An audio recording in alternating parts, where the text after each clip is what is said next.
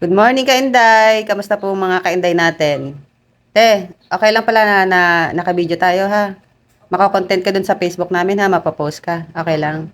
So, ito po si ate ang madedeploy ngayong araw. So, made ka doon, no? Kasi may kasama kang yaya doon. Tapos, kukuha pa si ma'am ng isang yaya. So, magiging 3 kayo doon.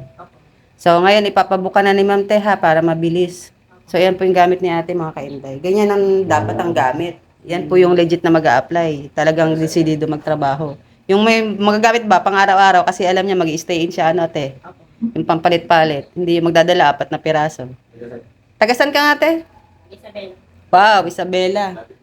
Batiin mo sila te sa Isabela para mapanood nila natin. Hello, mga taga-Isabela. Yung anak mo, batiin mo rin. Mga anak ko, ingat kayo. Anong salita sa Isabela te?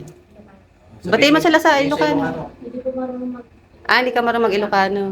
So, yung mga kumare mo, mga kamarites mo te, batiin mo rin oh. Ang mga taga-Marites. Kumari ko kay ano.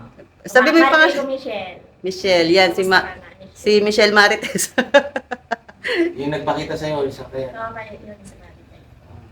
So, kaway-kaway dyan, mga kainday. Si Marites daw na kamarites ni, si Makamarites ni Si Marites. Ate Lynn.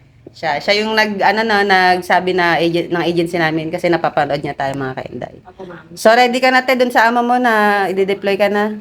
Ready? Opo, ma'am. So, kayang-kaya mo yan te kasi madali lang ang trabaho dun. Tsaka magiging 3 kayo dun. Sanay ka naman sa gawaing bahay. So, alam mo lahat naman ng gawaing bahay no te. Linis, laba, luto, plancha, ano. Ano namang masasabi mo te sa proseso namin, sa agency namin? Okay naman po, ma'am. Tsaka mabait po kayo. Thank you po.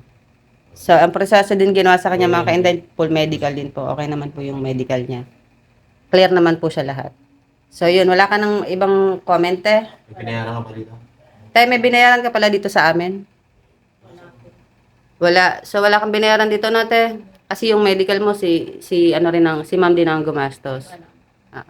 So, yan mga kainday, wala po siyang binayaran dito. Libre po ang accommodation dito, pagkain, ilaw, tubig, kuryente. So, yan. Pag-apply din. Pag-apply din, wala rin po siyang binayaran, walang processing fee, mga ganyan. So, yun, hanggang dito na po muna mga kainday at ihatid na po si ate, ipapabook na po natin. Bye-bye mga kainday. Bye-bye ka te.